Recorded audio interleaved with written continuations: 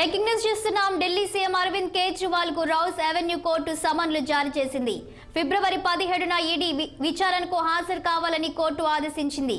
Liquor కేసులో నోటీసులు ఇచ్చినా విచారణకు కేజ్రీవాల్ హాజరు కావడం లేదని కోర్టును ఈడీ అధికారులు ఆశ్రయించింది. ఇప్పటికే కేజ్రీవాల్ కు 5 సార్లు నోటీసులు ఇచ్చింది. అయితే ఈడీ అధికారుల నోటీసులను సీఎం అరవింద్ కేజ్రీవాల్ ఏమాత్రం పట్టించుకోకపోవడంతో కోర్టును ఆశ్రయించారు. దీంతో కేజ్రీవాల్ కు విచారణకు హాజరవ్వాలని సమన్లు ఇచ్చింది రౌస్ అవెన్యూ కోర్టు.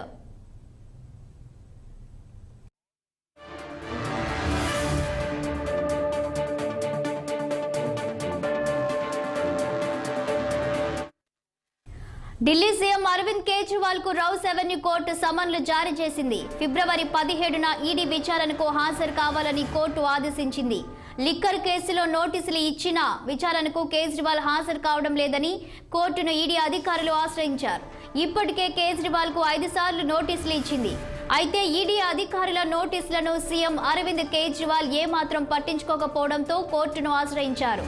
దీంతో కేజ్రీవాల్ కు విచారణకు హాజరవ్వాలని సమన్లు ఇచ్చింది రౌస్ అవెన్యూ కోర్టు.